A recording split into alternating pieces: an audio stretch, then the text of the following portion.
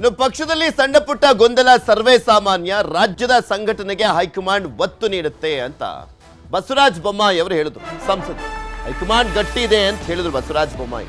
High command ಗಟ್ಟಿ ಇದೆ ಹೌದು, ಆದರೆ ಇಲ್ಲಿರುವಂಥ ಪಕ್ಷವನ್ನ ಒಗ್ಗಟ್ಟು ಮಾಡ್ಲಿಕ್ಕೆ ಆಗ್ತಾ ಇಲ್ವಲ್ಲ. ಇಲ್ಲಿರುವಂಥ ಹೈಕಮಾಂಡ್ ನಾಯಕರಿಗೇನೆ ಡೋಂಟ್ ಕೇರ್ ಅಂತ ಇದ್ದಾರೆ.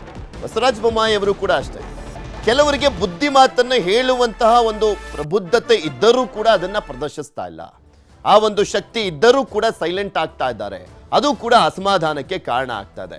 ಇಲ್ಲಿ ಬಂದೇನೋ ಮಾತನಾಡ್ತಾರೆ, ಹೌದು ಗಟ್ಟಿದೆ ಸಣ್ಣ ಪುಟ್ಟ ಗೊಂದಲ ಅಂತ, ಆದರೆ ಆ ಗೊಂದಲವನ್ನು ನಿವಾರಿಸುವಂತ ಕೆಲಸ ಮಾಡಬಹುದಾಗಿದ್ದಂಥ ಕೆಲವು ನಾಯಕರಲ್ಲಿ ರಾಜ್ಯ ಬಿಜೆಪಿಯಲ್ಲಿ ಬಸವರಾಜ ಬೊಮ್ಮಾಯಿ ಅವರು ಕೂಡ ಒಬ್ರು. ಆದರೂ ಅವರು ಸೈಲೆಂಟ್ ಆಗಿದ್ದಾರೆ. ನಮ್ದೊಂದು ತಟಸ್ಥ ಬಣ ಅಂತ ಹೇಳ್ಕೊಂಡು ಅವರು ಸೈಲೆಂಟ್ ಆಗಿದ್ದಾರೆ. ಏನು ಗೊಂದಲ ಏನಿಲ್ಲ, ಇದು ಪ್ರಜಾಪ್ರಭುತ್ವ ಇರುವಂಥ ಒಂದು ಪಕ್ಷ, ಹಲವಾರು ಅಭಿಪ್ರಾಯಗಳಿದೆ. ನಮ್ಮದು ಭಾಳ ಗಟ್ಟಿಯಾಗಿರುವಂಥ ಒಂದು ಹೈಕಮಾಂಡು.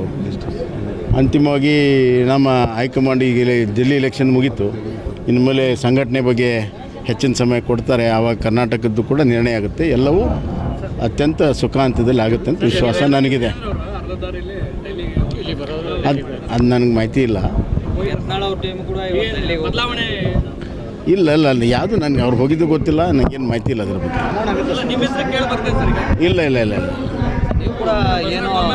ನಾನು ಇಲ್ಲ ಯಾವುದು ತಟಸ್ಥಿಲ್ಲ ಏನಿಲ್ಲ. ಈಗ ನಾನು ಒಬ್ಬ ಸಂಸತ್ ಸದಸ್ಯನಾಗಿದ್ದೇನೆ. ಆ ಕೆಲಸವನ್ನು ನಾನು ಅತ್ಯಂತ ಪ್ರಾಮಾಣಿಕವಾಗಿ ನಾನು ಮಾಡ್ತೀನಿ. ಇಲ್ಲ ನೀವು ಎಲ್ಲ ನಿಮ್ಮ ಮೂಲಗಳಿಗೆ ಅವರೇ ಉತ್ತರ ಕೊಡಬೇಕು. ಮೂಲಗಳಿಗೆ ನಾವು ಉತ್ತರ ಕೊಡೋಕ್ಕಾಗಲ್ಲ. ಏನೇ ಇದ್ದರೂ ಕೂಡ ಹೈಕಮಾಂಡ್ ಎಲ್ಲವೂ ಕೂಡ ಗೊತ್ತಿರೋದ್ರಿಂದ ಅವರು ಅಂತಿಮವಾಗಿ ಒಳ್ಳೆಯ ತೀರ್ಮಾನ ಮಾಡ್ತಾರೆ ಅಂತ ವಿಶ್ವಾಸ ನನಗೆ.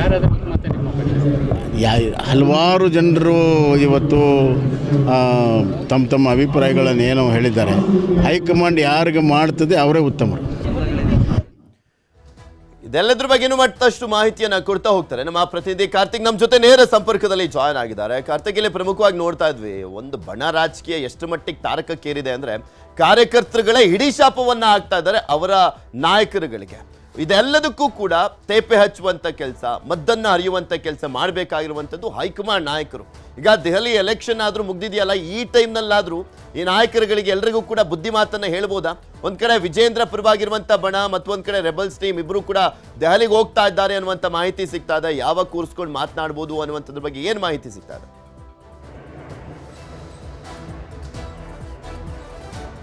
ಖಂಡಿತ ಪೃಥ್ವಿ, ರಾಜ್ಯ ಬಿಜೆಪಿಯಲ್ಲಿನ ಬಣ ಸಂಘರ್ಷ ದಿನಕ್ಕೊಂದು ಸ್ವರೂಪವನ್ನು ಪಡೆದುಕೊಳ್ತಾ ಇದೆ.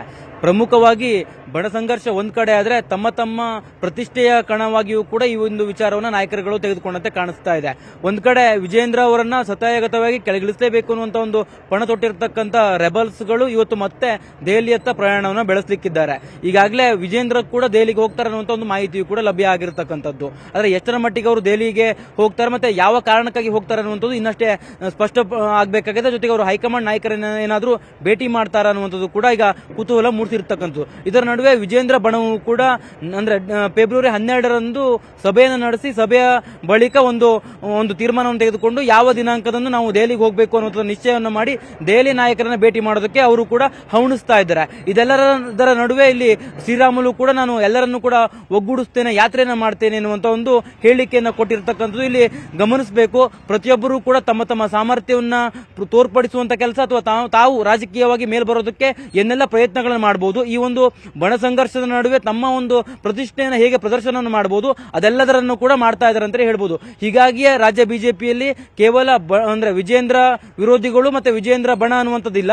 ಇಲ್ಲಿ ಪ್ರಮುಖವಾಗಿ ಸ್ವಪ್ರತಿಷ್ಠೆಗಾಗಿ ನಾಯಕರುಗಳು ಹೊಡೆದಾಡ್ತಾ ಇದ್ದಾರೆ. ನಾಯಕರುಗಳು ಆ ಒಂದು ವಿಚಾರವಾಗಿ ತಲೆ ಕೆಡಿಸಿಕೊಳ್ತಾರೆ.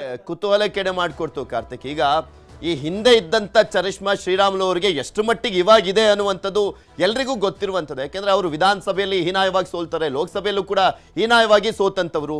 ಮತ್ತೊಂದು ಕಡೆ ಪಕ್ಷದಲ್ಲೂ ಕೂಡ ಅವರಿಗೆ ಎಷ್ಟು ಮಟ್ಟಿಗೆ ವ್ಯಾಲ್ಯೂವನ್ನು ಕೊಡಲಾಗ್ತಾ ಇದೆ ಅನ್ನುವಂಥದ್ದು ಕೂಡ ಅಷ್ಟೇ ಗಮನಾರ್ಹ ಆಗುತ್ತೆ. ಈ ಸಂದರ್ಭದಲ್ಲಿ ಯಾತ್ರೆ ಅಂತ ಹೇಳಿದ್ರಲ್ಲ, ಆಯಾ ಜಿಲ್ಲೆಗೆ ಹೋಗ್ಬಿಟ್ಟು ಬರೀ ಮುಖಂಡರನ್ನ ಭೇಟಿ ಆಗುವಂಥದ್ದು ಅಥವಾ ಯಾತ್ರೆಯನ್ನ ಮಾಡಲಿಕ್ಕೆ ಮುಂದಾಗಿದ್ದಾರಾ? ಇದಕ್ಕೆ ಪಕ್ಷದಲ್ಲಿ ಏನಾದರೂ ಅನುಮತಿಯನ್ನ ಕೇಳಿದಾರಾ? ನಿಜಕ್ಕೂ ಈ ರೀತಿಯಾಗಿ ರಾಷ್ಟ್ರೀಯ ಪಕ್ಷಗಳಲ್ಲಿ ಯಾರೋ ಒಬ್ರು ವ್ಯಕ್ತಿ ಹೋಗ್ಬಿಟ್ಟು ಯಾತ್ರೆಯನ್ನ ಮಾಡ್ತಾರೆ ಅಂದ್ರೆ ಅದಕ್ಕೆಲ್ಲದಕ್ಕೂ ಪರ್ಮಿಷನ್ ಎಲ್ಲ ಸಿಗೋದಿಲ್ಲ.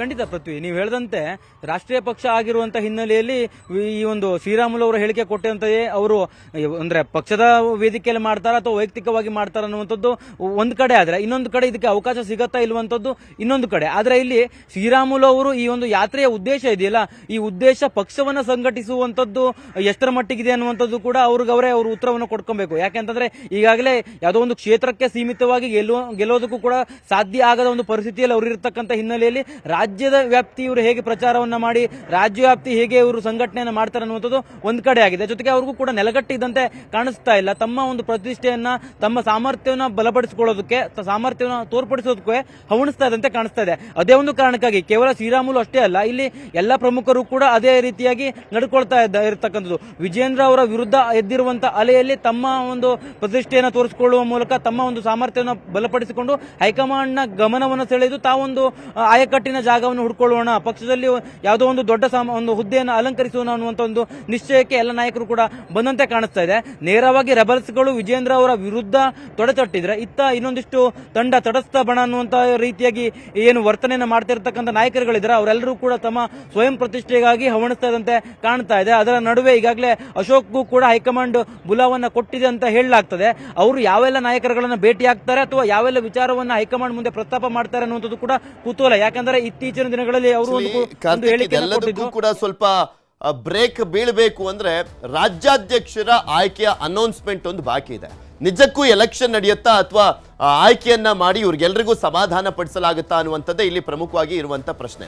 ಆದ್ರೆ ಮೇಲ್ನೋಟಕ್ಕೆ ನಡೀತಾ ಇರುವಂತ ಬೆಳವಣಿಗೆಗಳನ್ನ ಗಮನಿಸಿದ್ರೆ ಆಲ್ಮೋಸ್ಟ್ ವಿಜೇಂದ್ರ ಅವರೇ ಕಂಟಿನ್ಯೂ ಆಗುವಂತ ಎಲ್ಲಾ ಸಾಧ್ಯತೆ ಇದೆ. ಬಿಕಾಸ್ 23 ಜಿಲ್ಲಾಧ್ಯಕ್ಷರ ಏನು ಆಯ್ಕೆಯ ವಿಚಾರದಲ್ಲಿ BY ವಿಜೇಂದ್ರ ಅವರ ಒಂದು ಕೈಯೇ ಮೇಲುಗೈ ಆಗಿರುವಂಥದ್ದು. ಸೊ ಹೀಗಾಗಿ ಇಲ್ಲಿ ಪ್ರಮುಖವಾಗಿ ತಟಸ್ಥ ಬಣ ಅನ್ನುವಂಥದ್ದೇನಿದೆ, ಅವರು ತಂದಿಟ್ಟು ತಮಾಷೆಯನ್ನ ನೋಡ್ತಾ ಇದ್ದಾರೆ ಅನ್ನುವಂಥ ಒಂದು ಮಾತುಗಳು ಕೂಡ ಕೇಳಿ ಬರ್ತಾ ಇದೆಯಲ್ಲ. ಸೊ ಹೀಗಾಗಿ ಎಲೆಕ್ಷನ್ ಯಾವಾಗ ನಡೀಬಹುದು, ರಾಜ್ಯಾಧ್ಯಕ್ಷರ ಹೆಸರು ಯಾವಾಗ ಘೋಷಣೆ ಆಗ್ಬೋದು, ಮತ್ತೆ ಇವ್ರನ್ನೆಲ್ಲರನ್ನೂ ಕೂಡ ಅಮಿತ್ ಶಾ ಅವರೇ ಏನಾದರೂ ಭೇಟಿಯಾಗಿ ಸಮಾಧಾನ ಪಡಿಸಬಹುದಾ ಹೇಗೆ ಅಂತ?